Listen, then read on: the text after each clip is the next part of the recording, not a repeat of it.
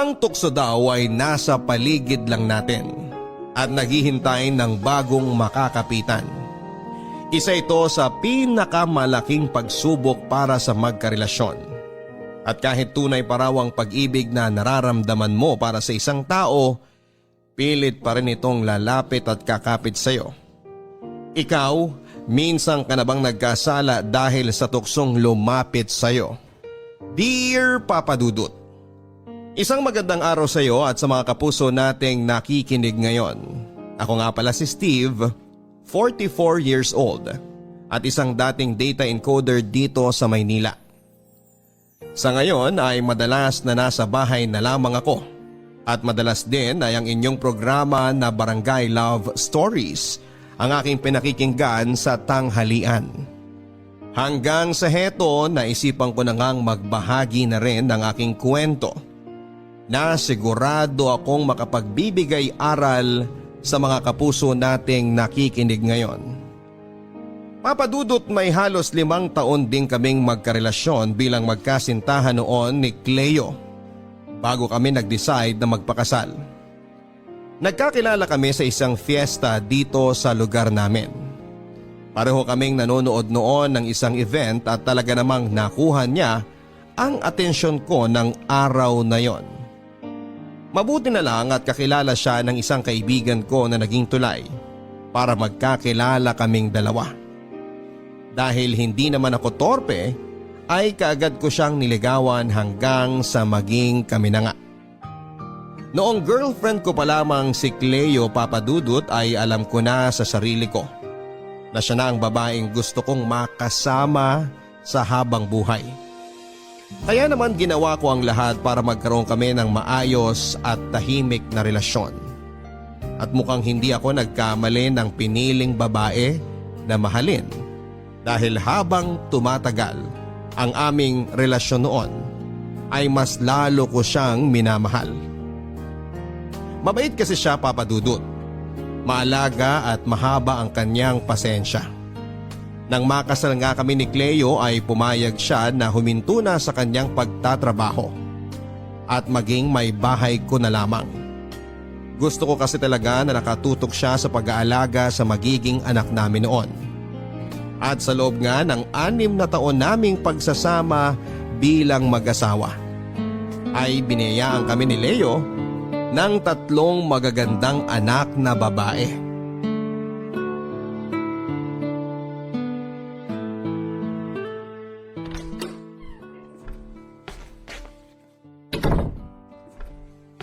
Ginabi ka yata ng uwi, mahal. Traffic ba ngayon? Hindi naman. Pinaiwan kasi kami ng boss namin sa trabaho kanina at nag-meeting lang kami sandali. Kaya hindi na rin ako nakapag-text sa'yo na gagabihin ako masyado ngayon. Ganon ba? Sinubukan kang hintayin ng mga anak natin na makauwi. Pero ako na nagsabi na matulog na sila dahil may pasok pa sa eskwela bukas. Ano nga pala yung pinagmitingan nyo kanina? Ay, nangyari na ang kinatatakutan ko, mahal. Ha? Anong ibig mong sabihin? Wala na akong trabaho. Tinanggal na nila kami. Teka, paano nangyari yun? Wala ka namang ginawa na kahit na anong mali o kasalanan, di ba? Siyempre wala. Kaya lang ano? Naalala mo ba yung sinabi ko dati na kailangan manalo ng mayor na sinusuportahan natin? Oo, kaya lang hindi nangyari yun dahil masyadong malakas na naging kalaban niya. Teka, ano bang kinalaman niya sa pagkatanggal mo sa trabaho? Nangyari na nga kasi yung kinatatakutan namin sa opisina. Pinalitan ng bagong mayor ang lahat ng mga tao doon na mga bago niyang staff. At kami mga trabahador ng dating mayor, ang una nilang tinanggal. Pero hindi naman pwede mangyari yun. Sinubukan niyo na bang kausapin si mayor? O kaya ang ibang tao na mas mataas ang posisyon sa inyo? Oo, pero syempre, hindi kami hinarap ni mayor. At ang sabi lang sa amin ng ibang tauhan niya, huwag na raw kami gumawa ng iba pang aksyon kung gusto namin makuha ng buo at maayos ang lahat ng naipon namin pera sa trabaho. So paano yan? Ibig sabihin, kailangan mo na talagang tanggapin na tuluyan ka ng mawawalan ng trabaho? Mukhang ganun na nga, mahal. Sorry ha. Alam ko nang pwede mangyari to pero hindi ko pinaghandaan kaagad. Ano ka ba, mahal? Wala kang kasalanan. Ginawa mo naman ang lahat para maging maayos ang trabaho mo. Sila lang talaga ang naging unfair sa inyo. Kaya wag na wag mong sisisihin ang sarili mo. Tsaka, sigurado naman ako na makakahanap ka rin kaagad ng trabaho. Kaya wag ka nang panghinaan ng loob. Salamat, mahal.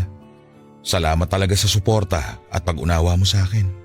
Tayong mag-asawa lang naman ang palaging magbibigay ng pangunawa at suporta sa isa't isa. At kahit kailan, hindi ako mapapagod na gawin yun sa'yo. Papadudot, dahil medyo may edad na ako nang matanggal ako sa trabaho ay nahirapan akong makahanap ng bagong mapapasukan sa lugar namin. At kahit medyo malaki ang nakuha kong pera mula sa dati kong pinagtatrabahuhan, ay hindi yun tumagal ng mahigit 1 taon sa amin ng asawa ko at mga anak. Hanggang sa unti-unti na nga rin naming nagalaw ang sariling ipon namin ni Cleo na dapat ay para sa pag-aaral ng mga anak namin. Sinabi rin ni Cleo noon na gusto na niyang tumulong sa mga gastusin at susubukan din daw niya na maghanap ng trabaho, papadudot. Kaya lang hindi ako pumayag dahil sa totoo lang ay medyo ma-pride din akong lalaki. Ayos lang naman sa akin kung magkakaroon ng trabaho ang asawa ko. Pero dapat ay mauna muna akong makahanap bago siya. Hindi ko hahayaang mangyari na habang nasa trabaho siya, ako naman ang nasa bahay lang at naghihintay sa kanyang pag-uwi kasama ang mga anak namin. Ayoko ng ganong klase ng setup, papadudot. Ako ang lalaki. Kaya dapat ako ang nagbabanat ng buto at kumikita para sa buong pamilya ko.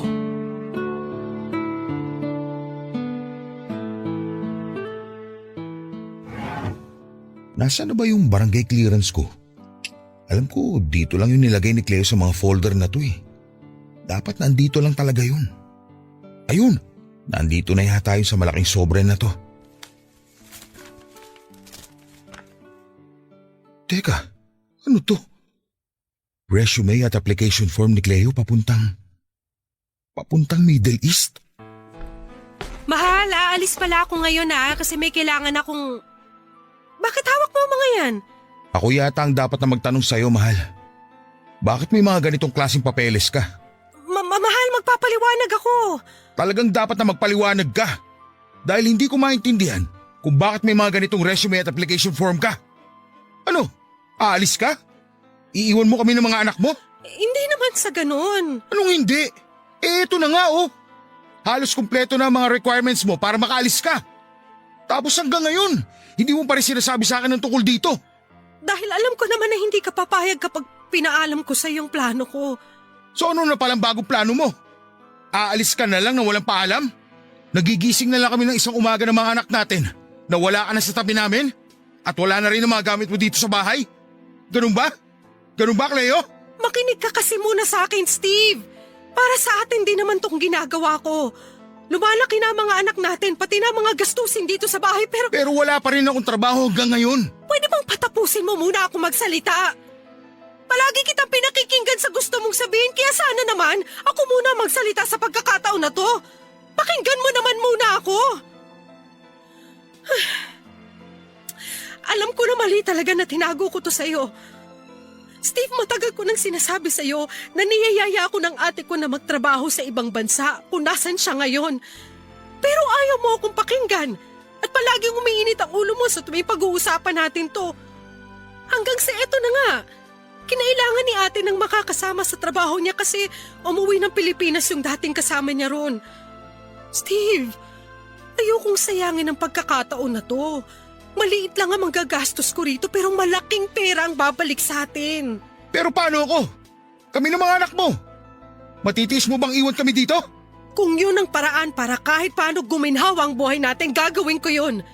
Marami pa tayong dapat bayaran at mga gastusin dito. Kasama ng bahay na to, kaya please. Umayag ka na. Saglit lang naman ako mawawala eh. Isa pa, para sa atin din naman lahat ng to. Para sa atin ang mga anak natin.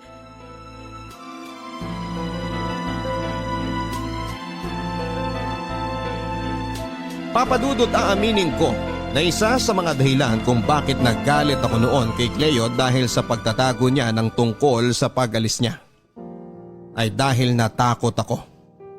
Natakot ako na baka magaya kami sa mga mag-asawa na nasira ang relasyon dahil sa pagtatrabaho ng isa sa malayo. Natakot ako noon na baka makahanap ng ibang lalaki si Cleo sa ibang bansa at hindi na niya kami balikan pa ng mga anak niya. Hindi naman sa wala akong tiwala sa asawa ko. Pero mahirap pagkatiwalaan ng mga tao na makakasama niya sa ibang bansa. Paano kung makakita nga siya ng iba nang mas higit pa sa akin? Paano kung bigla na lang niyang tapusin ang relasyon naming dalawa habang nasa malayo siya? Hindi ko talaga alam ang gagawin ko kapag nangyari ang lahat ng kinakatakutan ko. Pero ayoko din namang maging makasarili, Papa Dudut. Dahil kahit saang angulo ko tignan, may point ang lahat ng sinabi ni Cleo. Marami kaming gastusin at kailangang bayaran. Isa na nga po sa pinakamalaking binayaran namin ay ang hinuhulugan naming bahay at lupa na tinitirhan namin noon. Kaya kesa pare-pareho kaming maghirap at magutom ng pamilya ko, tinanggap ko na rin at pinayagan na makapagtrabaho sa abroad ang asawa ko, Papa Dudut. Papa Dudut, naging mabilis ang proseso ng pag-alis ni Cleo sa tulong na rin ng kapatid niyang nasa Middle East at sa pinagtatrabahuhan nito. Caregiver kasi ang magiging trabaho niya at dati na rin siyang nagtrabaho sa ospital bago kami magpakasal. Kaya naman wala pang isang buwan ay nakaalis na siya ng Pilipinas. Naging usapan din naming dalawa na hindi na muna ako maghahanap ng trabaho dahil walang ibang makakasamang mga anak namin sa bahay. Papadudot, mabigat na pagsang-ayon ng bagay na yon para sa akin. Dahil hindi talaga ako sanay nang nasa bahay lamang ako. Ni hindi ko nga alam kung paano magluto at maglaba dahil lahat ng yon ay si Cleo ang gumagawa. Mahirap pala talagang pagsabay-sabayin ang mga gawaing bahay at ang pag-aalaga sa mga bata, Papa Dudut. At hindi ko ma-imagine noon na kinakaya yung gawin lahat ng asawa ko nang walang tulong mula sa akin. At kahit kailan din ng mga panahon na yon, ay hindi ako nakarinig ng kahit na anong reklamo mula sa kanya. Papa Dudut, kung naging madali ang proseso ng pag-alis niya, ay hindi naman ang proseso ng pagtanggap namin ng mga anak ko na malalayo na si Cleo sa amin. Hindi pala kasi ganong kadali ang lahat, Papa Dudut. Sobrang hirap ng tinatawag nilang long distance relationship. May mga oras at araw lang kung kailan kami pwedeng magkatawagan. Tapos limitado lamang ang oras dahil medyo mahigpit ang mga amo nila ng kapatid niya. Kaya hindi ko talaga maiwasan na mami siya ng sobra, Papa Dudut. Lalo na at may pangangailangan ako bilang isang lalaki. Pero syempre kinaya ko naman ang lahat dahil wala akong ibang pagpipilian. At kinaya naming lampasan ang unang taon ng aming long distance relationship. Good morning, mahal! Sorry, ngayon lang ulit ako nakapag-video call sa'yo. Ayos lang. Alam ko naman na mahigpit ang mga amo mo dyan sa trabaho ninyo, kaya naiintindihan ko yun. Ay, sinabi mo pa. Mabuti na lang talaga at kasama ko dito si ate, kung hindi, mas lalo akong ma-homesick at mahihirapan dito. Ikaw, mahal, kumusta kayo dyan ng mga bata? Maayos naman kami dito. Hindi ko nga lang sila magising para makausap mo ngayon dahil medyo maaga pa eh. Alam mo na, Sabado ngayon kaya gusto ko sana na makatulog sila ng mahaba-habang oras. Ang bait naman ng asawa ko. Ini-spoil ang mga anak namin. Anyway, mahal, ngayon nga pala darating yung kumare natin na ninang ni Sheena. Si Carla, yung pinsan ko na galing Mindoro. Naayos mo na ba yung isang kwarto natin dyan sa bahay na uupahan niya? Ngayon na nga pala yun, no? Pero huwag kang mag-alala. Naayos ko na nung isang araw pa. Wala rin problema sa tatlong anak natin kung magsasama-sama muna sila sa isang kwarto. Lalo na at bumili ako ng bagong kutsyon nila. Naku, mabuti naman kung ganun. Mas malaki ang matitipid natin ngayon dahil makakatulong din yung ibabayad ni Carla na pang-upa dyan sa kwarto na tutuluyan niya sa bahay natin. Mahal, may kumakatok sa pinto. Pagbubuksan ko lang ha. Sige, mahal. Ibababa ko na rin tong tawag kasi may gagawin pa ako dito. I love you! I love you too. Bye. Sino kaya itong bisita namin? Ang aga-aga naman.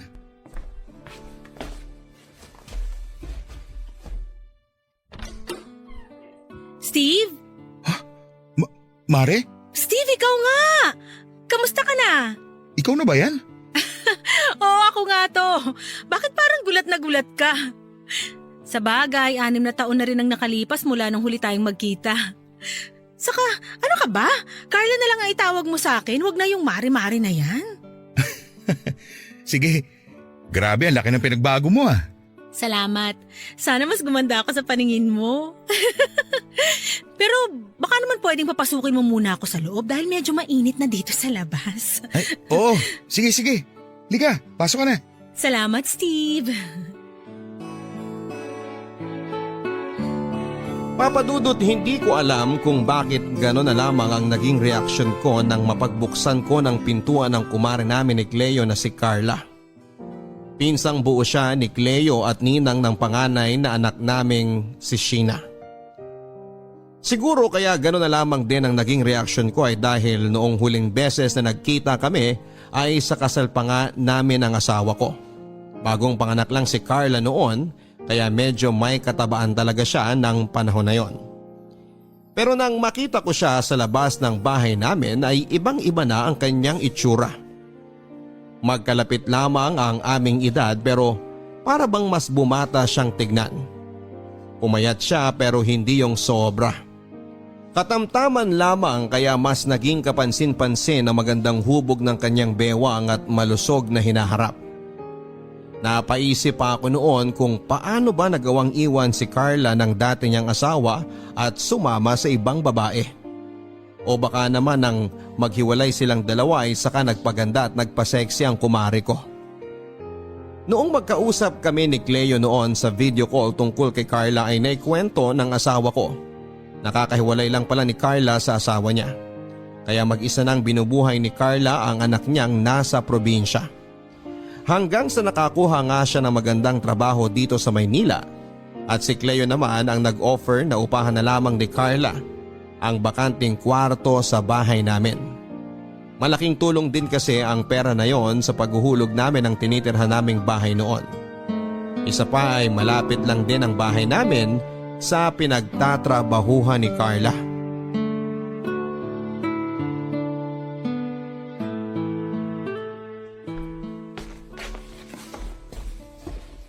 Tama na siguro tong 5 itlog para sa aming 5 na nandito sa bahay. Hindi naman siguro malakas kumain tong si Carla. Good morning, Steve. Good morning din. Tamang-tama dahil nakahain ng pagkain sa almusal natin. Bakit bigla ka na lang nauutal dyan? Hindi ka pa makatingin sa akin ng diretsyo. Sorry, nagulat lang ako kasi Kasi nakatapis lang ako ng tuwalya. Pasensya ka na ha. Ganito kasi talaga ako sa umaga. Lalabas ng kwarto ng nakatapis lang para pagkatapos magkape, diretso nang maligo sa banyo. Ito ba yung kape na para sa akin? Oo. Ang sarap nitong kape mo ha. Sakto lang ang tapang at tamis. Salamat. Ganyan din kasi ang timpla na kape sa akin ni Cleo. Mabuti nga at nakuha ko rin ng lasa. Kasi nung unang beses na magtimpla ako ng kape, sobrang pait. Kahit ako, hindi ko mainom eh. Naku, kahit naman siguro maalat pa tong tinimpla mo na kape, iinumin ko pa rin. Mahilig kaya ako sa mga weird na lasa. Talaga? Hindi na ikwento sa akin ni Cleo yun ah. Hindi niya kasi alam yung tungkol doon, pero marami akong alam tungkol sa kanya. Actually, tungkol sa inyong dalawa. Ano naman ang alam mo na tungkol sa aming dalawa? Kagaya ng pagdating sa romansa, sa inyong dalawa daw, ikaw ang mas madalas mangalabit sa kanya. Uy, hindi totoo yan ah. Sinabi ba talaga ni Cleo tungkol sa bagay na yan? Oo nga, madalas kasi kaming mag-usap sa text o tawag nung nandito pa siya sa bahay nyo. At sa aming dalawa, siya talaga yung mahilig magkwento. So, totoo ba yung kwento niya? Ano, siguro. Anong siguro? Oo, hindi lang naman ang sagot sa tanong ko. Oo na. Sige na, ako na ang mahilig talagang mga labit at mangulit sa gabi kay Cleo. Pero normal naman siguro yun dahil ako yung lalaki. Normal sa lalaki yun. Sus, hindi rin no, dahil sa aming dalawa ng dati kong asawa. Ako kaya yung mas mahilig mga labit sa kanya. Talaga? Oo, siya pa nga ang palaging sumusuko sa aming dalawa. Alam mo, mabuti pa siguro na gisingin ko na ang mga anak ko. Mahirap na kasi baka malate pa sila sa eskwelahan nila. Oo nga, gisingin mo na sila para makapag-almusal na sila. Mauuna na rin ako sa kanilang maligo dahil maaga rin ang pasok ko ngayon sa trabaho.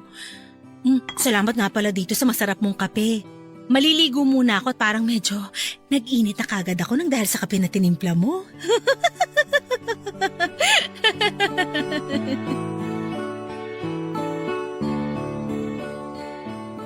Papa Dudut, wala naman akong naging problema mula nang tumira si Carla sa bahay namin. Bukod kasi sa ibinabayad niyang upa sa kwartong ginagamit niya, ay nag-uuwi din siya ng mga pagkain galing grocery sa bahay. Alam niya raw na hindi ko tatanggapin ang iaabot niyang dagdag na pera na panggastos. Kaya mga pagkain na lamang daw ang mga bibilhin at iuuwi niya sa tuwing araw ng sweldo niya. Maganda rin daw kasi ang kita niya sa pinagtatrabahuhan niyang kumpanya. At dahil maliit lang ang singil namin sa kanya, para sa upa ay hindi daw mabigat sa kanya ang mag-share ng para sa pagkain. Mabait din siya sa mga anak ko at talaga namang malapit din ang mga ito sa kanya. Kaya lang Papa Dudut, hindi ako sigurado kung tama ba ang dating sa akin ng mga pasaring at sinasabi ni Carla sa tuwing kaming dalawa lang ang magkausap o magkasama sa bahay. Parang palaging may ibig sabihin ng mga salitang binibitawan niya ng pabiro. At aaminin ko na noong mga araw na yon ay attracted na talaga ako sa kanya. Sa totoo lang kasi ay mas malakas ang dating niya kesa sa asawa kong si Cleo. Alam ko na masama ang ipagkumpara ang dalawang tao pero pagdating talaga sa katawan at itsura ay masasabi ko na napag-iwan na si Cleo. Kung dati ay balingkinita ng kanyang katawan, nawala na ang magandang hubog noon at napalitan ng 3 patong na bilbil. Pati na ang mga braso at binti niya ay pumuputok na rin halos sa taba. Hindi na nga rin siya nagsusuklay noon kapag magkasama kami sa bahay. Ganon pa man ay masasabi ko na maganda pa rin ang kanyang mukha. Kahit tumaba siya at medyo napabayaan ang kanyang sarili. Pero iba kasi talaga si Carla, Papa Dudut. Hindi lang siya gumanda kung hindi sumeksi pa talaga. Hindi halata ang wrinkles sa kanyang mukha, hindi kagaya ng asawa ko. At hindi rin kababakasan ng bilbil ang kanyang katawan sa tuwing nakasuot siya ng leggings at medyo fitted na sando sa bahay. Papa Dudut, alam ko na mali talaga ang kung ano man itong atraksyon na nararamdaman ko para kay Carla. Pero hindi ko talaga mapigilan ang sarili ko. Pero hanggang pasimpleng tingin lang naman ang ginagawa ko sa kanya. Noon kapag nag-e-exercise siya sa loob ng bahay namin, ay mga nakaw na sulyap lang dahil ayokong mahalata niya na medyo naaakit niya talaga ako sa mga ginagawa niya. Papa Dudut, naging maayos naman ang lahat sa unang taon ng pagtira ni Carla sa bahay namin. Mabuti naman kasi siyang makisama sa akin at sa mga anak ko. Hindi rin siya nahuhuli sa bayad sa upa at naging madalas pa ang pag-uwi niya ng mga pagkain sa bahay. Kapag wala rin siyang pasok sa trabaho, ay siya ang nagpipresenta na magluto ng mga kakainin namin. Papa Dudut, nagpapasalamat pa nga ako noon at may isang Carla ako na nakakasama sa bahay. Kahit paano kasi ay may tumatayong nanay-nanayan sa bahay at pabor ito para sa mga anak kong puro babae. Lalo na sa panganay kong si Sheena na noon ay malapit ng mag-10 taong gulang. Alam ko naman kasi na kailangan pa rin ng nanay ng mga anak ko habang lumalaki sila. At dahil kay Carla ay pansamantalang napapawi ang pangungulila nila sa pagkakaroon ng isang nanay. Ganon pa man Papa Dudut ay hindi naman napawi ang pangungulila ko sa asawa ko. Lalo na nang malaman ko na nag-extend ng 1 taon ng kontrata ni Cleo sa Middle East. Nalaman ko yon nang minsang tumawag siya sa akin para sabihin ng tungkol sa bagay na yon. Dinoble daw kasi ng kanilang amo ang sweldo niya para lamang pumayag siya at nanghihinayang daw siya sa kikitain niya. Nangako naman siya Papa Dudut na 1 taon na lamang daw talaga at uuwi na siya ng Pilipinas. Sobrang sama ng loob ko noon Papa Dudut. Ang dating kasi sa akin ng ginawa niya ay parang hindi niya man lang ako nami-miss. Na parang ayos lang sa kanya kahit matagal kaming magkalayo. Kaya nga kesa awayin ko pa siya sa video call na yon ay binabaan ko na lamang siya ng tawag. Sinubukan niya pa akong kontakin sa cellphone ko pero hindi ko na rin sinagot pa. Ayoko na muna kasi siyang kausapin noon dahil alam ko na lalaki lamang ang away sa pagitan naming dalawa. O Steve, bakit ka naman nagsosolo ng inom dyan? Ikaw pala yan, Carla. Akala ko nagising ang isa sa mga anak ko eh. Kanina pa sila tulog. Doon kasi ako galing sa kwarto nila. Yun kasing bunso mo, nagpapa-baby. At gusto na basahan ko muna siya ng kwento hanggang sa makatulog siya. Ayun, tatlo-tatlo silang nakikinig sa akin hanggang sa makatulog na nga sila. Talaga? Salamat ha. Para sa mga ginagawa mo sa anak namin ni Cleo. Ikaw na nga ang nangungupahan dito sa amin at palagi kang may dalang pasalubong para sa mga bata. Tapos ayan, nagpapakananay ka pa sa kanila. Wala yun. Gusto ko rin naman tong ginagawa ko sa mga bata. Paraan ko na rin kasi to para hindi ko masyadong mamiss ang mga anak ko na nasa probinsya. Mabalik ako sa tanong ko, bakit nga pala nagsosolo ka dito ng inom? Medyo nagkatampuan kasi kami ng pinsan mo eh. Nag-extend kasi siya ng 1 pang taon na kontrata dun sa trabaho niya. Ang usapan namin, 2 taon lang siya malalayo sa amin ng mga anak niya. Alam ko naman na medyo maliit pa lang naiipon namin mula na magtrabaho siya sa Middle East. Pero ayoko na kasi sanang mas tumagal pa ang paglayo niya sa amin eh. Ano ba kasi ang dahilan at ayaw mo talaga na umalis siya? Bago kasi umalis si Cleo, nakwento niya sa akin na pinagtalunan niyo din daw ang desisyon niya na magtrabaho abroad. Malaki naman ang kita doon kumpara dito. Kaya siguro mas okay na kung hayaan mo na lang siya na mag-extend pa siya ng 1 taon. Mabilis lang naman ang panahon. Hindi mo kasi naiintindihan eh. Pareho kayo ni Cleo. Bukod sa takot na nararamdaman ko na baka maagaw siya sa akin ng iba, may pangangailangan din naman ako bilang asawa niya. Hindi niya naisip yun eh. Oh, bakit mo ko tinatawanan? Seryoso ako sa mga sinasabi ko. Eh paano? Parehas tayo ng problema. Kaya nga alam mo, naisip ko, bakit kaya hindi natin pagsaluhan ang problema na to? Alam ko naman kung ano ang tinutukoy mo eh. Sandali lang, Carla. Huwag kang masyadong dumikit sa akin kasi baka makita tayo ng mga bata eh. Tulog na nga sila, kaya huwag ka nang mag-alala. Carla, sandali lang. Malito eh. Itigil mo nga paghalik mo sa akin. Walang mali dito, kaya pagbigyan mo na ako. Huwag kang mag-alala. Hinding-hindi ito makakarating sa pinsan ko. Kaya enjoy na lang natin ang pagkakataon na to.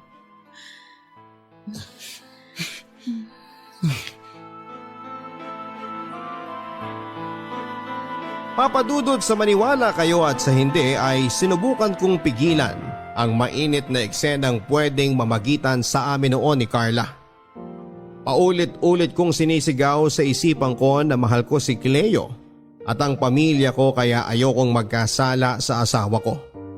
Na hindi po pwedeng masira ang pamilya ko kaya kailangan kong pigilan si Carla sa ginagawa niya. Pero dahil nakailang bote na rin ako ng alak noon at aaminin ko na medyo sabik rin talaga ako sa bagay na yon, ay hindi ko na napigilan pa si Carla at ang sarili ko. Papadudod sumagot na ako sa mga halik sa kanyang hanggang sa sumama na nga ako sa ginawa niyang paghila sa akin papunta sa kanyang kwarto. At doon ay pinagsaluhan namin ang isang mainit at masarap na kasalanan. At aaminin ko na sobrang nag-enjoy talaga ako noon, Papa Dudut. Dahil na rin sa husay ni Carla pagdating doon. At pagkatapos nga namin sabay na mailabas ni Carla ang init mula sa aming katawan, ay isang pangako rin ang binitawan ko sa sarili ko na hindi na ako uulit pa sa makamundong kasalanang yon. Muli rin naman kaming nagkaayos kaagad ni Cleo nang tumawag siya kinabukasan. Wala na rin naman ako magagawa pa kung gusto niya talagang mag-extend ng 1 taon pa sa kanyang trabaho. Nakapirma na siya ng kontrata at hindi na yon pwedeng bawiin o baguhin pa. Kaya naman sinabi ko na sa kanya na maghihintay na lang ulit ako at ang mga anak namin ng 1 pang taon para makasama namin siya sa bahay.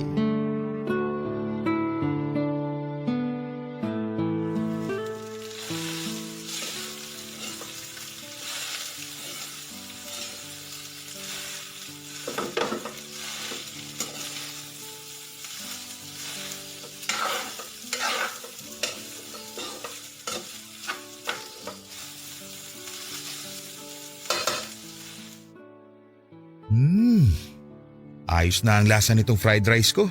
Sigurado magugustuhan to ng mga bata. Uy! Good Carla! morning. Oh, bakit parang nakakita ka ng multo? Saka nasa na ang good morning kiss ko? Huwag ka mag-alala, hindi ako bad breath sa umaga. Sandali nga. Bumitiw ka muna sa pagkakapulupot mo sa bato ko. Oh, bakit? Hindi ba gusto mo na nilalaro tong batok mo? Ang lakas kaya ng kiliti mo dito. Oo nga, kaya lang. Baka kasi magising na ang mga anak ko at makita nila tayo. Hindi pa sila magigising dahil masyado pang maaga. Kaya nga lumabas kagad ako ng kwarto ko Alam mo na, para makapagpainit tayo pareho bago mag-almusal. Papa? Ninang Carla? Sheena, anak? Gising ka na pala. Kanina ka pa ba dyan sa may tabi ng lamesa? Hindi naman po masyado. Pero Papa, ano pong ginagawa ni Ninang sa inyo? Wala. Ano lang, may tinitingnan lang siya sa leeg ko. Oo, tama. May tiningnan lang ang ninang mo sa leeg ko kasi namumula to kanina Mabuti pa, umupo ka na dyan at dadaling ko na dyan sa lamesa ang pagkain para sa almusal ninyo. Gigisingin ko na lang po muna ang mga kapatid ko. Sige anak. Carla, ano ba? Itigil mo na nga yung pangarap mo sa akin. Halos makita na nga tayo ng anak ko. Yun nga ang exciting, yung nagtatago tayong dalawa. Tsaka saglit lang naman to, promise. Ganito na lang. Tanghali naman ang pasok mo, hindi ba? Ituloy na lang natin ito mamaya pag alis ng mga bata. Para hindi tayo nagmamadali. Tawak natin ang oras natin. Mabuti pa, sumabay ka na lang muna sa kanila mag-almusal. Halika na. Papadudot na guilty talaga ako nang muntika nang makita ng panganay ko ang kalaswaan na ginagawa namin ng ninang niya. Nagilty ako pero natalo pa rin ako ng init at bumigay sa ginagawang panunukso sa akin ni Carla. Iba kasi talaga siya. Magpainit at magbigay ng ligaya. Mahirap iwasan at tanggihan. Yung tipo na parang ako pa ang magsisisi kapag tinanggihan ko ang ginawa niya sa akin.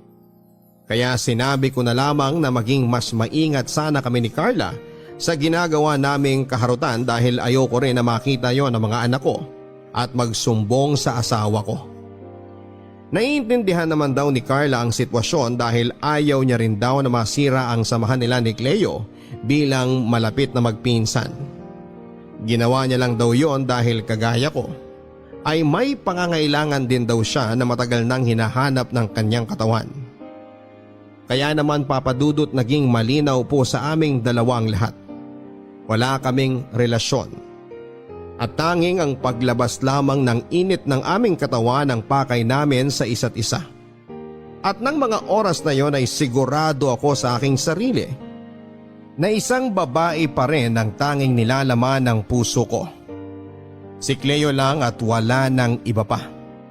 Kaya hindi pwedeng malaman ni Cleo noon ang kung ano man ang ginagawa namin ni Carla habang natutulog ang mga anak ko sa kanilang kwarto. Papadudot, may oras noon na muli akong nangako sa sarili ko. Naiiwasan ko na ang makamundong kasalanan na pinagsasaluhan namin ni Carla.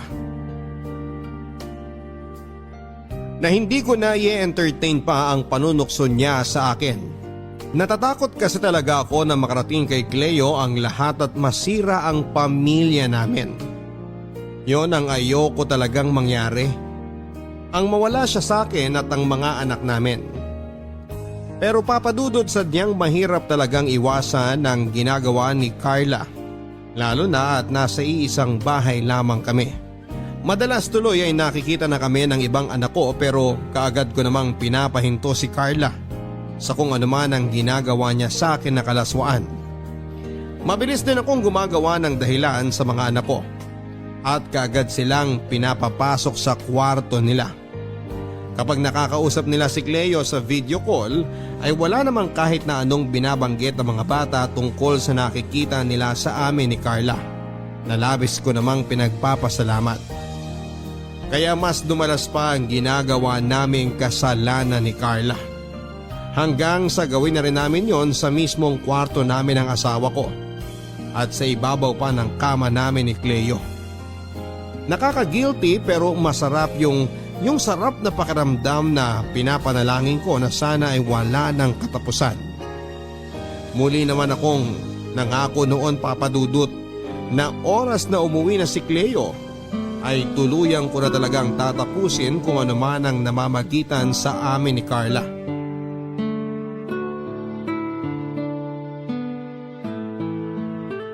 Steve, mamaya mo natapusin yung pagliligpit mo. Halika muna sa kwarto at magpasarap muna tayong dalawa. Carla, mamaya ka na nga rin mangulit. Nakita mo na nga na ang dami ko pang kailangang ligpitin dito sa lababo. Pagkatapos ko dito, maglalaba pa ako at maglilinis pa ng bahay. Eto naman, napaka-KJ.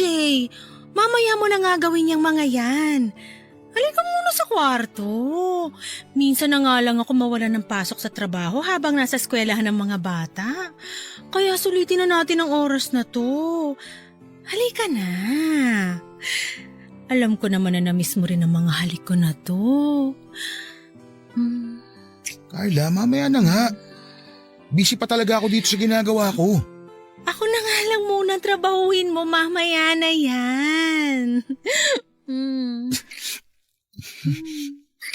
Ipapasok ko na ang kamay ko sa shorts mo, ha? Uy!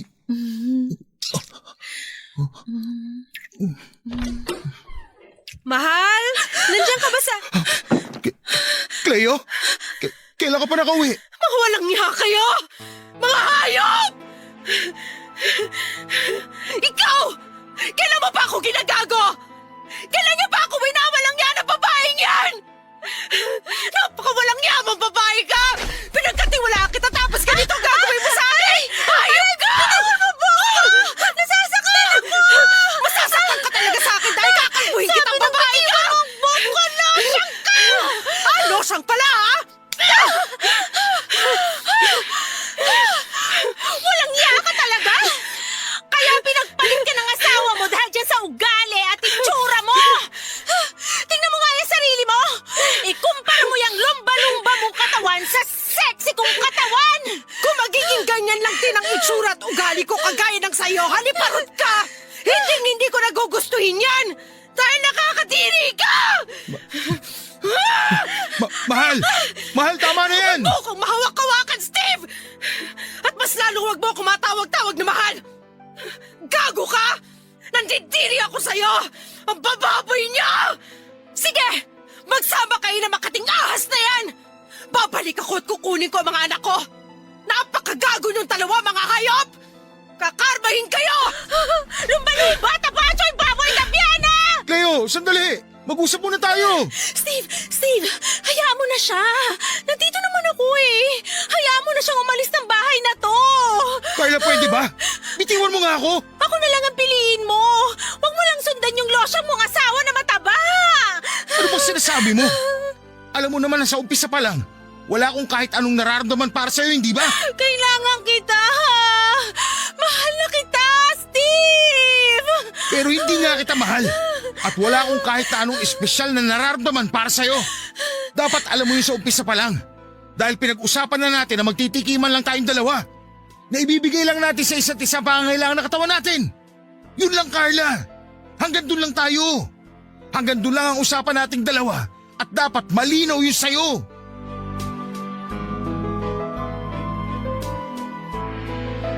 Papa Dudut, hindi kaagad bumitaw si Carla sa pagkakahawak niya sa braso ko.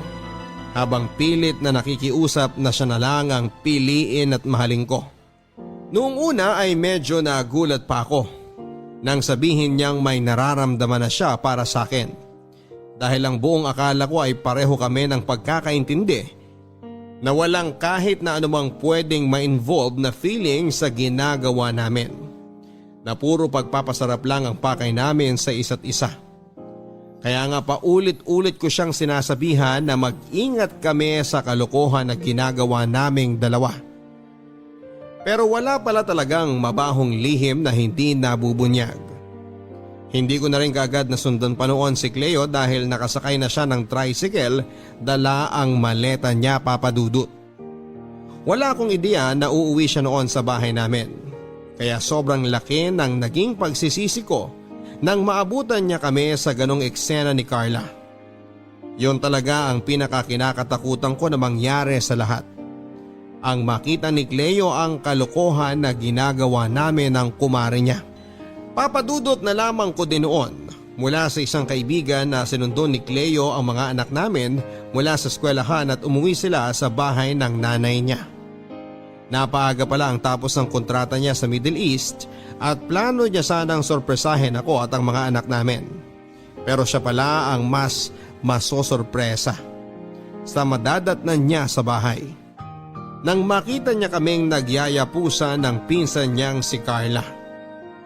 Nangangatog ang mga tuhod ko noon dahil sa matinding kaba na nararamdaman ko habang bumabiyahe ako para puntahan siya at ang mga anak namin.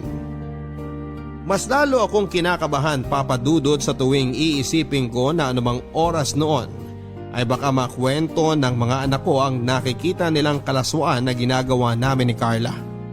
Na baka kapag nalaman na niya ang lahat ay mas lalo niya akong hindi na mapatawad.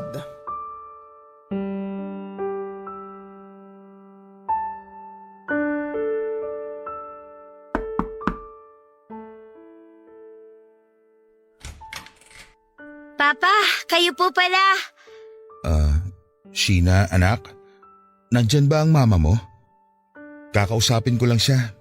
Pakitawag mo naman siya. Opo, nandito po siya pero galit na galit po siya sa inyo, Papa.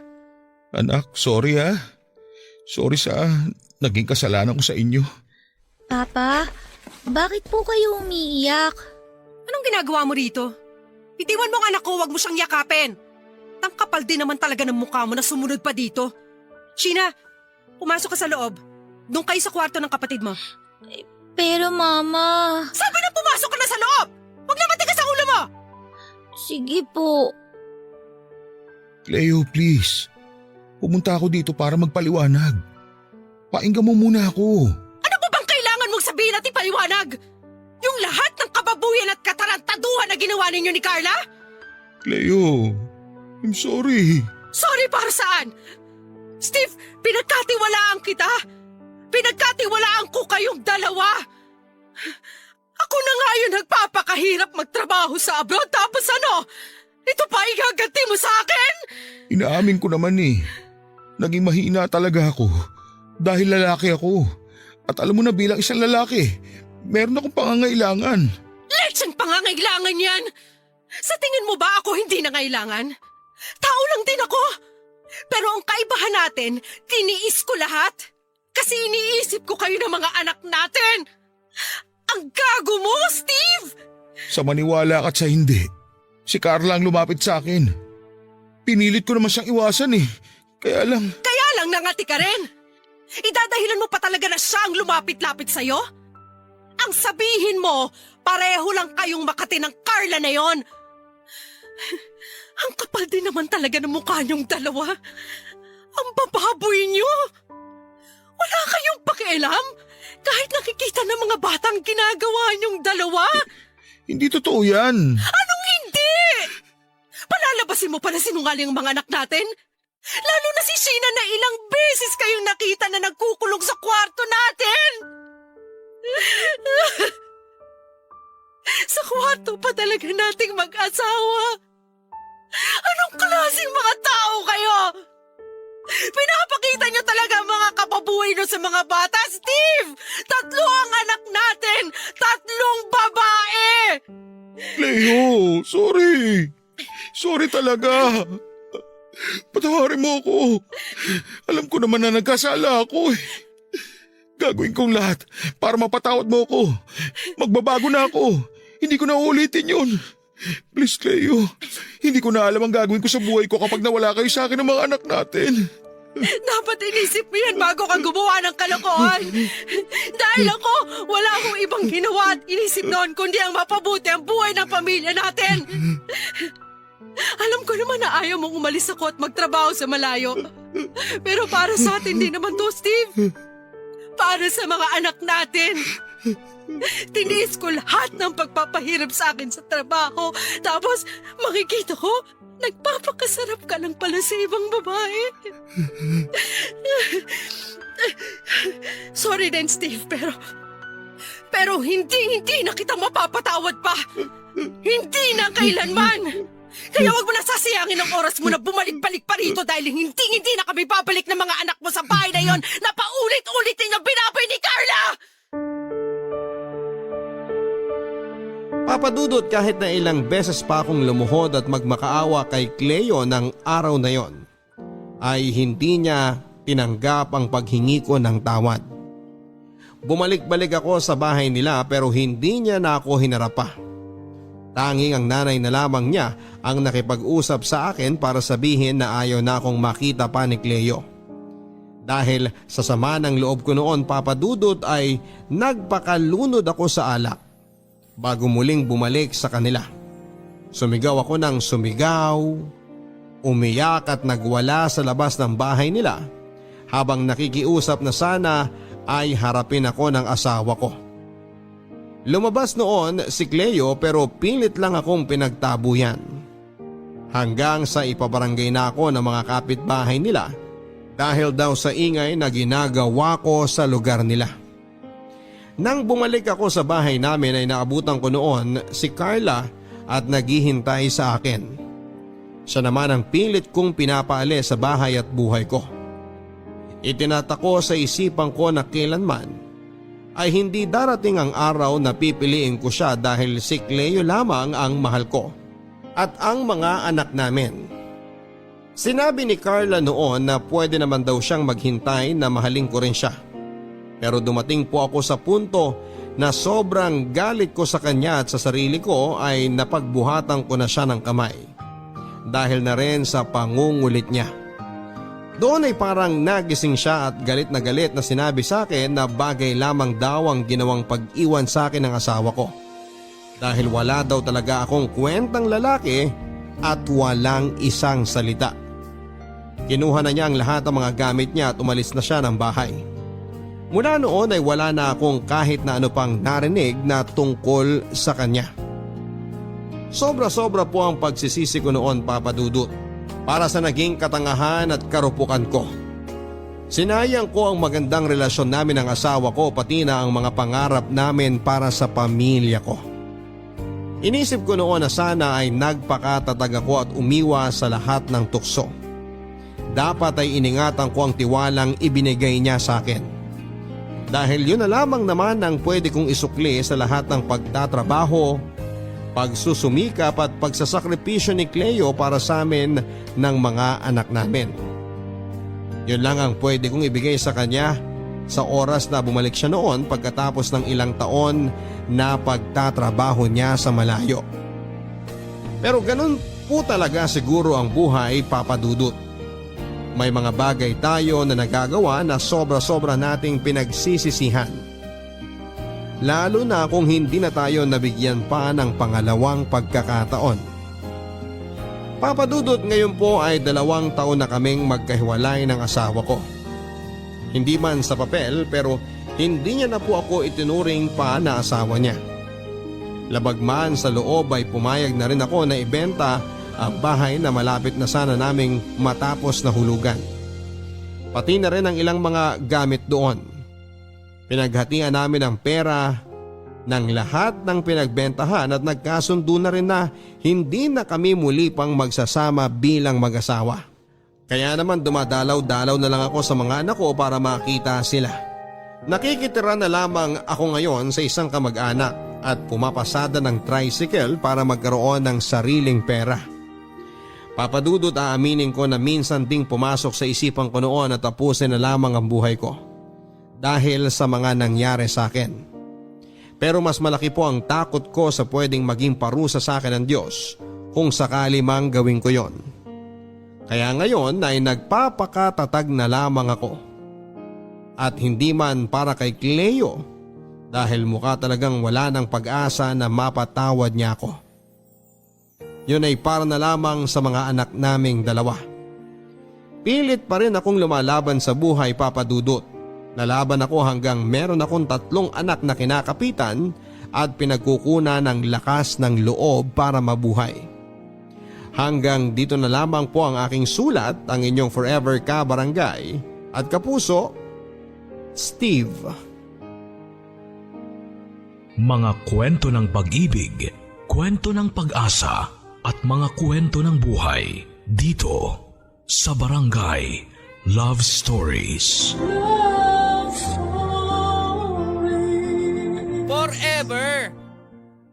Ang mga kwento ng pag-ibig, kwento ng buhay at kwento ng pag-asa dito sa Barangay Love Stories. Love Stories.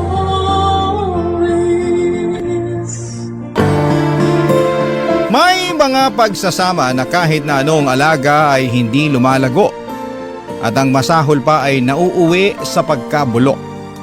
Ngunit may mga pag-ibig naman na sumisibol sa hindi inaasahang pagkakataon na pinagtibay ng mahabang panahon. Ikaw, kabarangay, naranasan mo na bang umibig ng totoo? Dear Papa Dudut, magandang araw po sa inyo at sa mga tagapakinig ng Barangay Love Stories. Ako nga pala si Damian. 40 years old at taga Bulacan at panatiko na talaga ako ng programa ni Papa Dudut sa radyo at minsan ay nangarap din na makapagpadala ng sulat sa inyong istasyon. At kung papalarin ay mabasa niyo po ito on air. Gusto ko kasing ibahagi ang masalimuot kong love life na baka meron sa mga kabarangay natin ang makarelate. Magsisimula ang lahat 6 na buwan pagkatapos ng kasal namin ni Paloma. Schoolmate kami noong college pero hindi siya nakapagtapos ng pag-aaral dahil kinailangan na niyang magtrabaho. Bale, nagkakilala kami dahil pareho kaming miyembro ng school publication namin noon. Fast forward. Muli kaming nagkita ni Paloma sa isang bar sa Quezon City. Noong mga panahong nagmo-move on ako sa ex-girlfriend ko na niloko ako.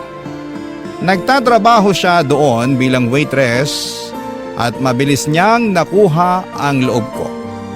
Tapos, may nangyari sa amin, Papa Dudut, at nabuntis ko siya.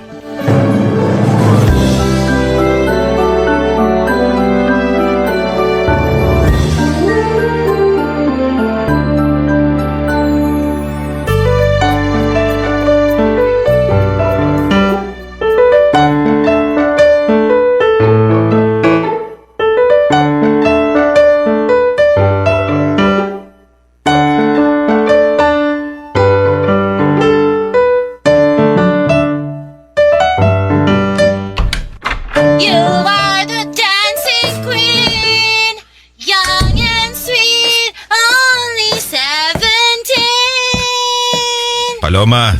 Dancing Queen! Paloma! Ano ba yun? Kita mong kumakanta yung tao eh. Alam ko, pero Pero ano? sumasakit kasi yung ulo ko eh. Kararating ko lang galing sa trabaho, tapos pagpasok ko dyan sa pinto ng bahay, boses mo agad naririnig ko. Matakot ka kung boses ng ibang lalaki ang marinig mo. Ano sabi mo? Wala. Sabi kong epal mo naman. Ha? Anong ha? Kumakanta lang naman ako rito tapos babanatan mo ko ng ganyan? Para mo na rin sinabi na masakit sa ulo yung boses ko. Oh, kita mo na? Sabi ni, kunwari ka pa. Isipin mo rin kasi mga kapitbahay natin. Baka mamaya may bigla na lang kumatok dyan sa pinto natin para ireklamo ka eh. Wala akong pakialam sa kanila. Nakikinig na nga lang sila, magrereklamo pa sila. Sinuswerte yan. Paloma, please. Alam mo, buti pa kakain na ako. Ano bang naluto mong ulam? Ha? Nako, ano kasi... Asan dito? Dito ba sa kawali? Kaso walang laman eh. Dito sa kaldero. Pasensya ka na, Damian Pero wala kasi akong nalutong ulam.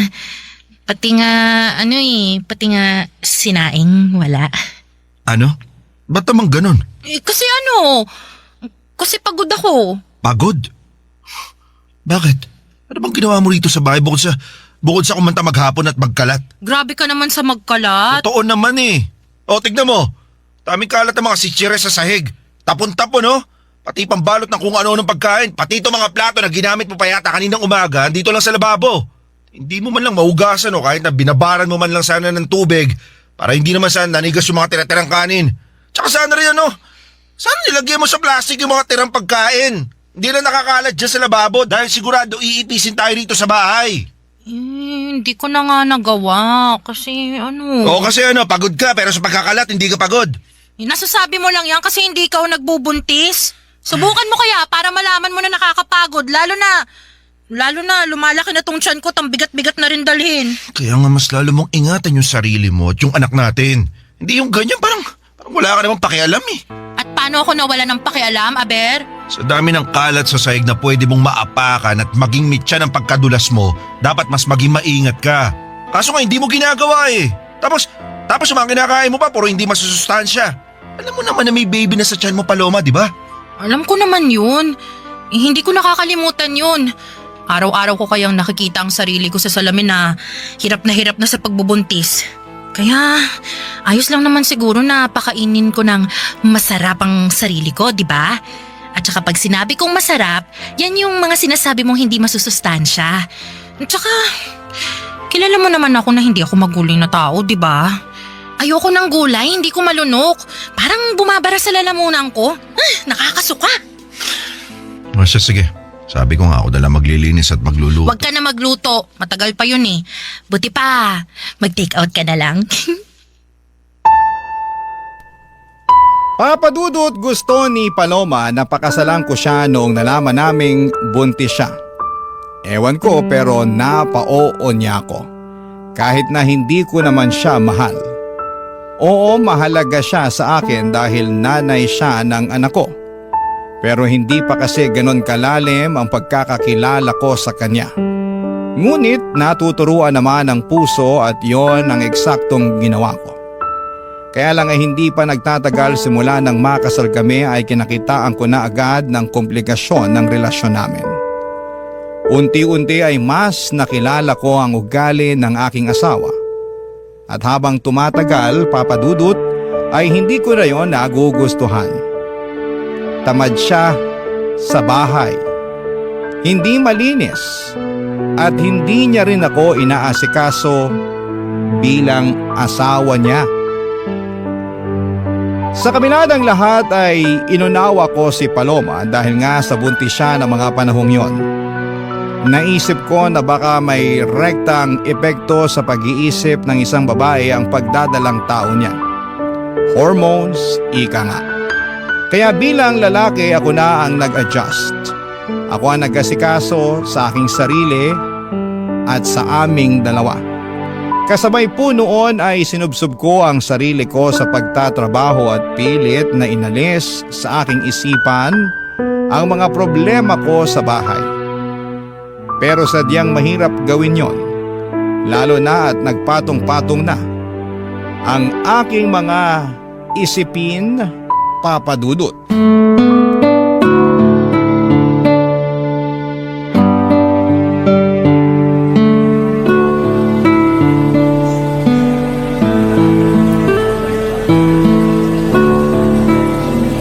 Hi sir, here's your coffee. Thank you. Pasensya na. Hindi ko kasi narinig kagad eh. No worries sir. Enjoy your drink. Thanks.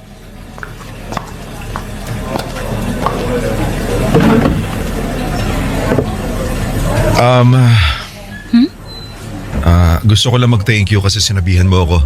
Baka kasi mamaya ako pa makuha tong order ko sa lahat ng iniisip ko eh. Oo nga eh. Pansin ko nga na malalim ang iniisip mo.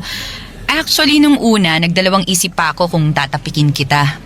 Pero baka tumabang ang kape mo pag hindi mo agad nakuha eh. Thank you ulit.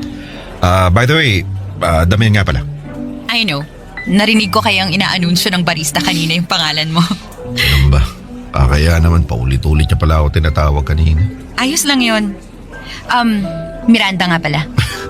Hi Miranda, may kasama ka ba or minihintay? Wala naman. Ikaw ba? Wala rin. Naisip ko lang na magpalipas ang oras dito kasi ayaw pang umuwi sa bahay namin eh. Sa tono mo mukhang may pinagdadaanan ka kaya ayaw mo pang umuwi ah. Meron nga pero diba gano'n naman talaga. Tsaka gusto ko munang ayusin, linisin yung isip ko bago umuwi. Kasi sigurado magiging magulo na naman yung isip ko pagdating ko mamaya sa bahay. Nako, nakakalungkot nga yan. Well, wag na natin pag-usapan yung problema ko. Di naman yung mahalaga. Tsaka kung okay lang sa'yo since wala ka naman kasama o iniintay, tsaka ganun din naman ako, magkwentuhan na lang muna tayo saglit. Alam mo, palagi kita nakikita rito.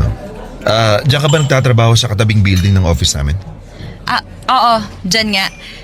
Ikaw din, palagi kitang nakikita at naisip ko na doon ka nga rin nagtatrabaho. Actually, lagi ako rito sa coffee shop eh. Pero ngayon na kita nakita na tumambay dito. Paborito ko kasi yung kape nila pero tama ka na, ngayon lang talaga ako tumambay rito. I guess dahil sa problema nyo sa bahay, right? Ay, mapapatambay ka talaga muna sa lugar na tulad nito para makapag-isip-isip. Pero, alam mo sa totoo lang, nakukonsensya ako kasi dapat sa mga gantong oras nasa bahay na ako. Kasi kanina pa ako hinihintay ng asawa ko eh. Buntis pa naman yun tapos hindi ko inuuwian kagad. Ay nako, dapat nga uwian mo na siya, lalo buntis siya. Wala ba siyang kasama sa bahay ninyo? Wala eh, wala na siyang kamag-anak dito. Ako lang yung kasama niya sa bahay pero may rason naman kung ba't ayoko umuwi, di ba? Ayos lang ba kung makipagkwentuhan ako sa'yo kahit konti? Oo naman, ayos lang.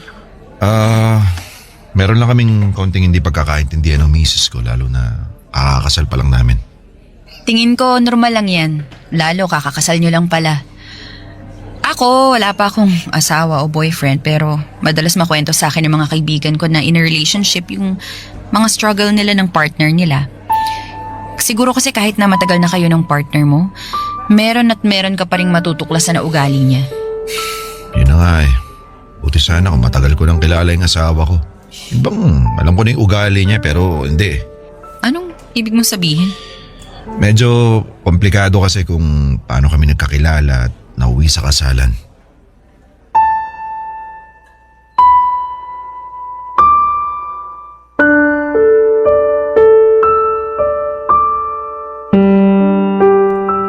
Papa Dudut, hindi kami personal na magkakilala ni Miranda ngunit nakita ko na siya na ng ilang beses dahil magkatabi lamang ang gusali ng aming opisina.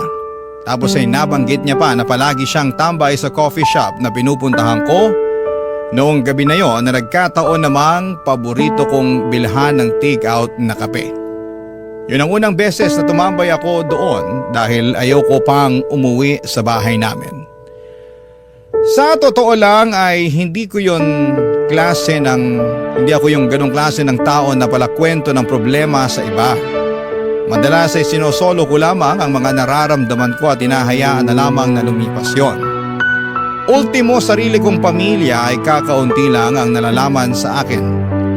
Kaya ewan ko ba, kung paano ko nakwento kay Miranda ang problema ko kay Paloma. Pero aaminin ko, Papa Dudut, ng mga panahong yon ay gumaan ang loob ko pagkatapos naming magkausap ni Miranda, Papa Dudut. Barangay Love Stories. Barangay Love Stories.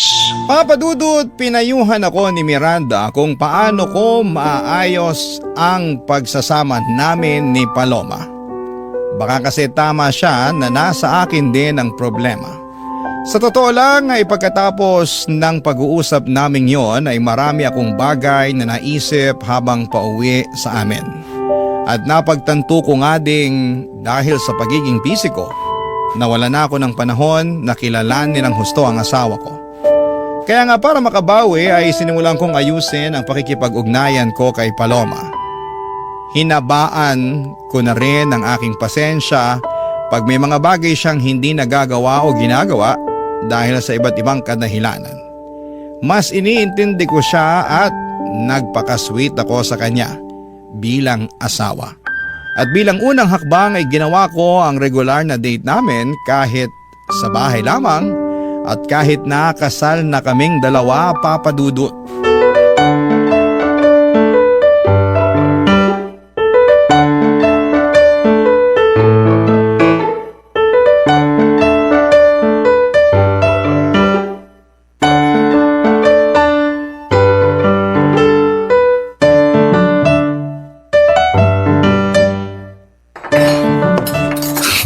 Sigurado matutuwa nito si Paloma. Luto ko ba naman yung paborito niyang pagkain? Ano yung naaamoy kong mabaho? Ano mabaho? Wala namang mabaho rito. Meron. Ayan o. Alin? Itong niluto kong kaldereta? Oo, yan nga. Tsaka, kadiri. Pula na pula naman yan. Natural. Kaldereta nga, di ba? May kaldereta bang berde? Alam ko naman yun. Hindi ako bobo. Pero, nakakasura.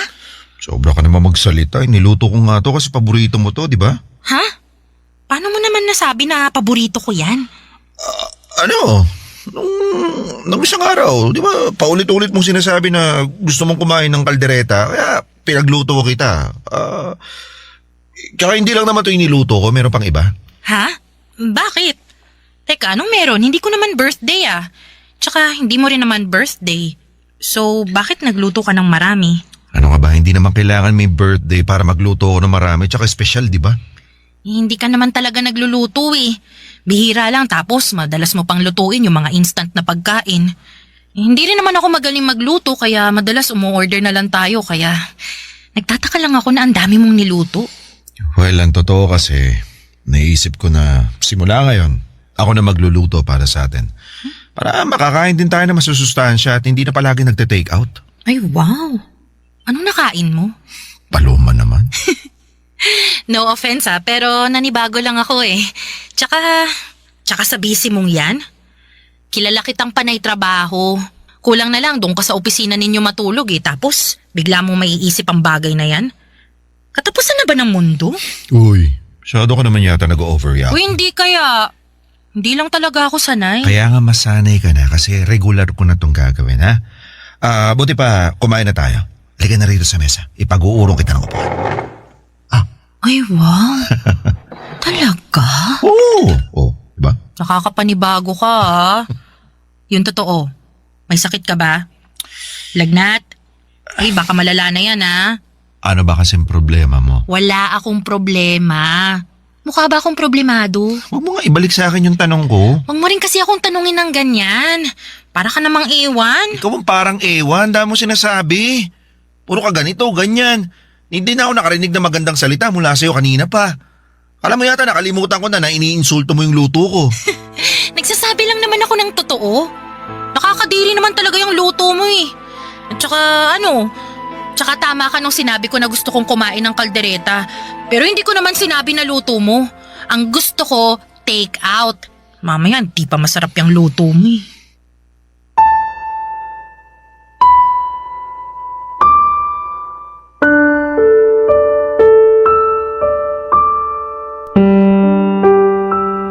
Papa Dudut, hindi ko nagustuhan ang mga sinabi sa akin ni Paloma. Nasaktan ako ng husto lalo na at hindi pa nagtatagal noong mapagtanto ko ang mga pagkukulang ko sa kanya. Pero imbes na bigyan ako ng chance na bumawi ay binaliwala niyang effort ko at ininsulto ang luto ko. Kaya sabihin niyo na ang isip bata ako ng gabing yon pero nagtampo talaga ako ng husto kay Paloma. Para magpahupa ng nararamdaman ay nakaugalian ko ng tumambay sa coffee shop kung saan kami nagkwentuhan ni Miranda. Gumaan kasi ang loob ko pag nandun ako kumpara pag nasa bahay namin. Tapos ay muling naulit ang pagkikita namin doon ni Miranda at pagkwekwentuhan ng saglit. Pero hindi nagtagal ay unti-unti na ring sumibol ang aming pagkakaibigan. Kaya lang merong nangyayari na hindi ko lubos na inaasahan, Papa Dudut.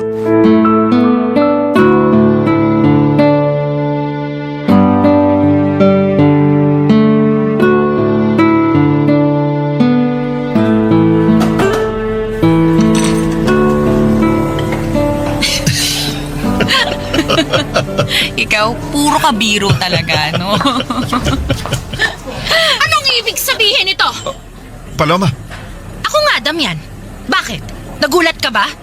Hindi mo siguro inaasahan ang pagsulpot ko rito ngayon, no? Sandali lang, pwede ba kumalma ka? Pinagtitinginan na tayo ng mga tao rito, oh. Paano ako kakalma? Huling-huli ko kayo sa akto ng babaeng yan. Habang nagkakapit, nagtatawanan. Paloma, nagkakamali ka na. Hindi ako pwede magkamali. Malakas ang pakiramdam namin mga babae kapag nagloloko ang mga asawa namin. At ikaw, halika nga rito, tuturuan kita ng leksyon Paloma. para malaman mo kung saan ka dapat lumugar sa buhay ng asawa ka. Paloma! Paloma! Aray ko! Paloma, bitawan mo si Miranda! Aray! Miranda naman pa ng pangalan. Kapit mo! Paloma! Excuse me! Di ako kapit ni Damian! Aray ko! Paloma! Paloma, ano ba? Bakit mo sinampal si Miranda? Kulang pa nga yung sampal na yan para sa kabit na kagaya niya. Hindi ko nga kabit si Miranda. Makinig ka naman! Kung hindi mo siya kabit, ano mo siya? Sige nga! Magkaibigan lang kami ni Damian. Wala kaming relasyon sa isa't isa. Hindi nga ako kabit, kaya wala kang karapatan na saktan ako. Sa tingin mo, maniniwala ako sa pinagsasasabi mo? Sa bagay, sino nga bang kabit ang aamin na kabit siya? Wala naman, di ba? Unless, proud kang kabit, kaya gusto mo ipangalandakan sa buong mundo yung pagiging kabit mo. Paloma, tumigil ka na, sabi nakakaya ka. At ako pang dapat mahiya. Hindi ba dapat kayo ng babaeng yan? Kasi saan ka naman nakakita na may asawa kang tao pero nakikipag-usap ka pa sa ibang babae? Ano na lang ang iisipin sa'yo ng iba? Sige nga! Wala naman sigurong batas na bawal ako makipag-usap sa ibang tao, di ba? Malinis ang konsensya ko, namin ni Miranda. Tsaka, sana bago mo siya inakusahan, bago mo siya tinawag na kabit, inalam mo muna ang totoo. Malaki ang naitulong ni Miranda para ma-realize ko ang mga pagkukulang ko sa pagsasama natin. Kaya nga nagbago ako, di ba? Mas inisip kita, mas pinagtuunan ko ng pansin kung paano ko maaayos yung pagsasama natin. Pero anong ginawa mo? Lagi mo na lang binabaliwala yung mga effort ko. Kung ano-ano pang-insulto yung naririnig ko mula sa'yo. Alam mo, para kang bata o maste, ang hirap mong intindihin. Pero hindi pa rin yung dahilan para mangabit ka. Hindi ko nga kabit si Miranda. Wala kaming relasyon bukod sa pagiging magkaibigan. Dyan nga nag-uumpisa yung lahat eh.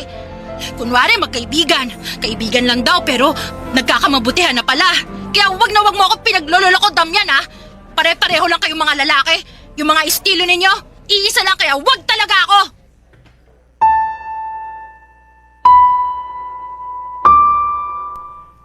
Papa Dudut, naawat ko naman si Paloma sa pananakit niya kay Miranda. Agad ko siyang pinakalma kahit na galit talaga siya. Ultimo ako ay nasaktan ng asawa ko at wala siyang pakialam doon. Hanggang sa tumulong na rin ang mga tauhan ng coffee shop na kinakaroonan namin.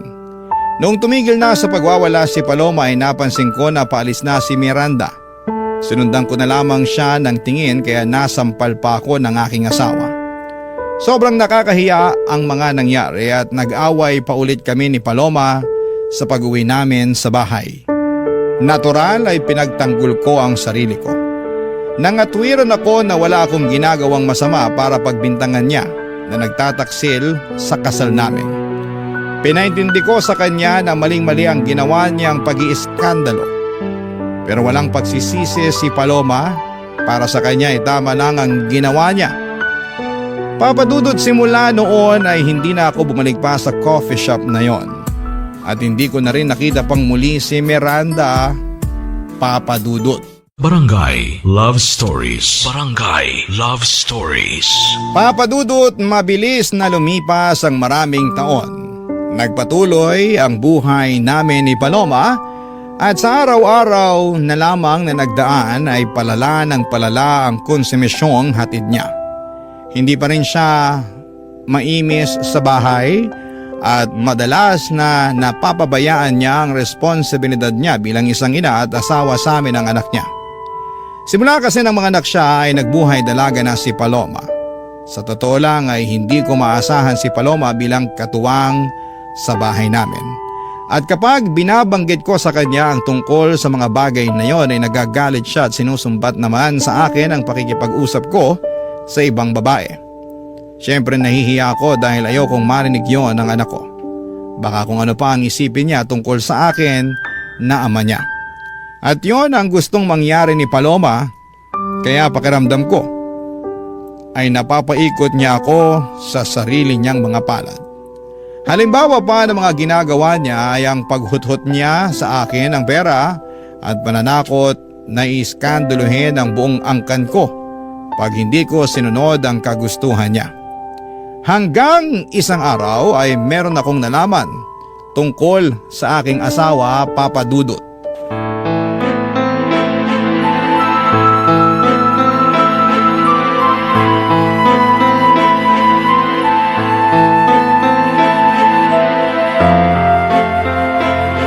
Alam ko kung anong narinig ko, Paloma.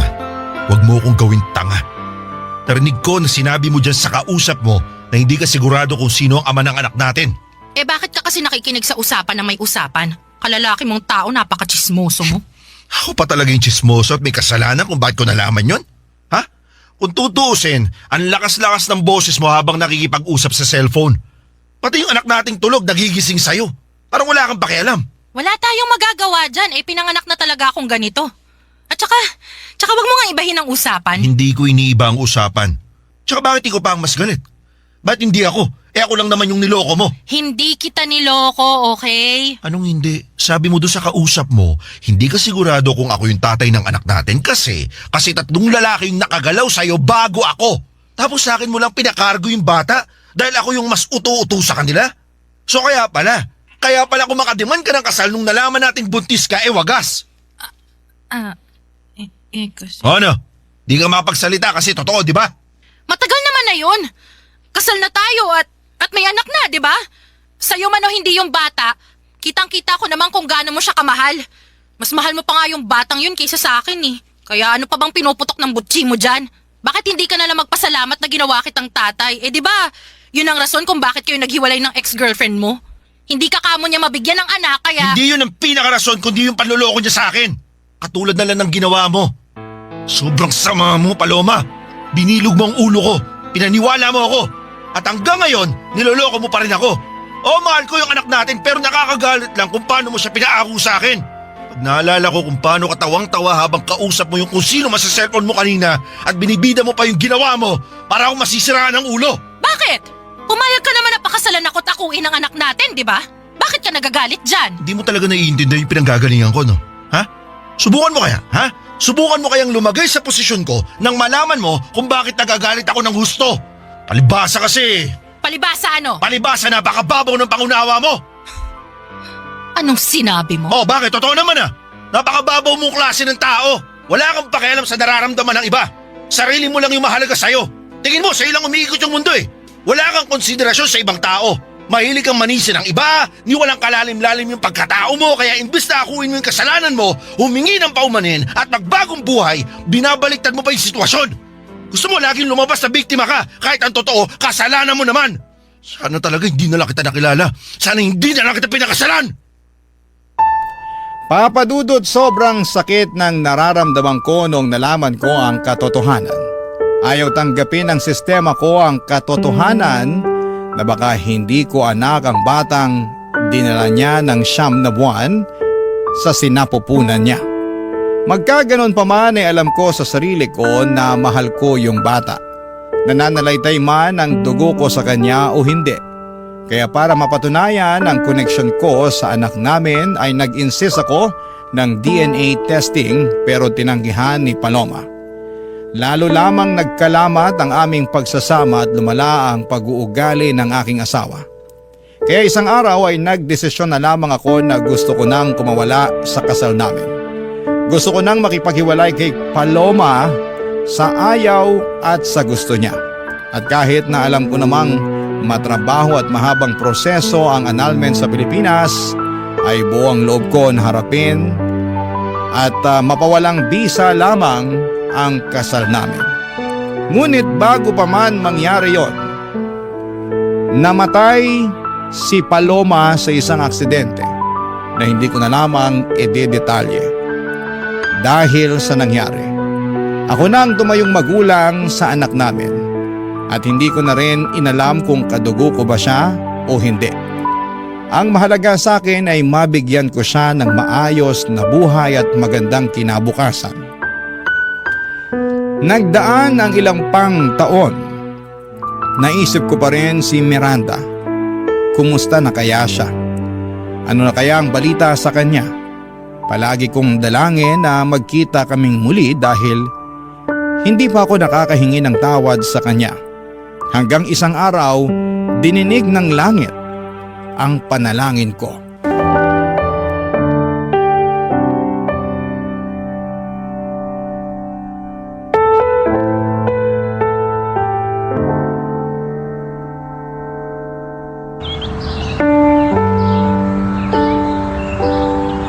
Hindi ko akalain na pagkalipas ng ilang taon, magkikita tayo muli. Ako nga rin eh. Simula kasi nung mangyari yung, alam mo na, yung sa coffee shop nun. Yung sumugod si Paloma? Oo, yun nga. Simula nun eh, wala na talaga akong mukhang maiharap sa mga taong kakilala ko na nabalitaan yung pangyayari. Napagod na lang ako na ipaliwanag sa kanila yung panig ko kaya ako na lang mismo ang umalis. Nag-resign ako nun sa trabaho at pinursu ko ang pag-abroad. Sakto, may pending application ako nun sa Taiwan. Kaya pala hindi na kita nakikita doon sa building ng opisina nyo o kahit doon sa coffee shop na palagi mong tinatambayan nun. Nag-abroad ka na pala. Oo. At saka, wala na rin namang saysay na magkita pa tayo kasi, di ba, pamilyado kang tao. Alam mo, kahit na wala naman tayong ginagawang masama nun, kahit na magkaibigan lang tayo, hindi ko rin masisi ang asawa mo na mag-isip ng ganun dahil nga kasal kayo. Baka ganun lang talaga. Kumbaga, pinoprotektahan lang niya yung marriage niyo. Na-realize ko rin naman yan pero syempre nagigilty pa rin ako. Lalo na mali pa rin yung ginawa niya. Mali na sinaktan ka niya nung gabing yun. Nakakaya at nakakagalit. Tapos hindi pa ako nakahingi ng tawad sa'yo kasi bigla ka nalang umalis nun eh. Wala naman ng rason para manatili pa ako doon. Sobra kayang nakakahiya. Ang daming mga mata na nakatingin nun. Nanguhusga. Nagsasabi ng opinyon at kuro-kuro pero alam mo, nakamove on naman ako nun. Napatawad ko na ang asawa mo. Lalo babae rin naman ako kaya ayos lang kahit na hindi ka na humingi ng tawad sa akin. Salamat pero gusto ko pa rin sana na patawarin mo kami, Miranda. Patawarin mo rin ako kasi hinayaan ko mangyari sa'yo yung bagay na yun. Naging mabuti kang kaibigan sa akin kahit na sa maiksing panahon pa lang nating nakikilala yung isa't isa.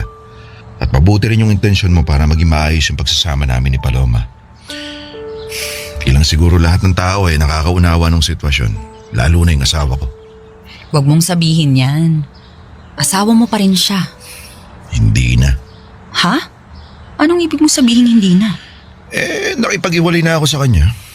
Sa tingin ko kasi, di talaga kami compatible.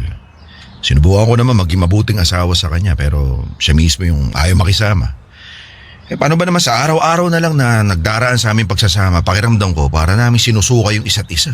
At ang pinakamasakit doon, ang pinakarason kung bakit ginusto ko na makipagkala sa kanya, yung pagsisinungaling niya sa akin tungkol sa anak namin. Kasi narinig ko mula sa usapan nila ng kaibigan niya sa cellphone na bukod sa akin, Meron pa palang 3 lalaki nakagalaw sa kanya. At baka isa sa amin yung ama ng anak niya. Kaya yun, sa akin na lang niya pinakargo kasi ako yung mas madaling biktimahin. Napaka-uto-uto ko lang. Grabe. Diyos ko. Nakakalungkot naman kung ganon. Tama ka. Lalo na minahal ko yung anak namin para lang pagdudahan kung kadugo ko ba siya o hindi. Pwede bang malaman kung anong nangyari sa inyo pagkatapos nun? Well, bago pa maaprobahan ng korte yung annulment ng kasal namin, na-aksidente si Paloma na ikinamatay niya. Diyos ko po. Dami nangyari na. Oo. Parang roller coaster. Nakakabigla yan Well, hindi ako masaya na namatay siya dahil pinahalagaan ko pa rin naman si Paloma. Siya yung nanay ng anak namin. Wala na rin ako pakialam kung ako ba talagang tatay ng anak namin o hindi. Basta ang gusto ko lang, mabigyan siya ng maayos na buhay at kinabukasan. Siguro, kung masaya man ako ngayon, dahil sa wakas malaya na ako sa babae na hindi ko naman talaga lubusang minahal.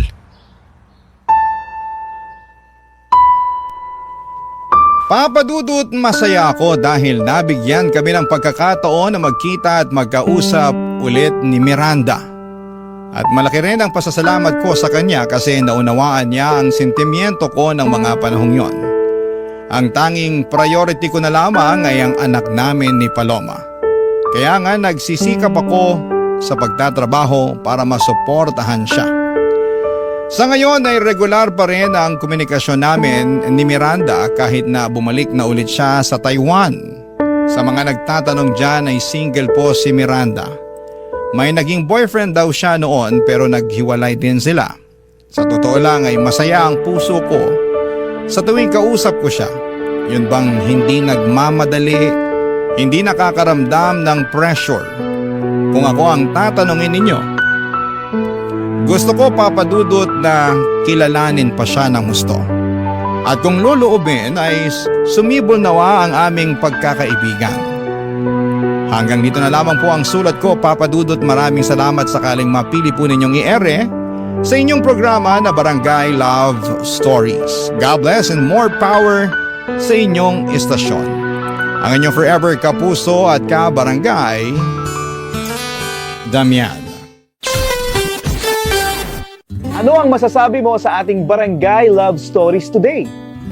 Aabangan namin yan sa aming comment section.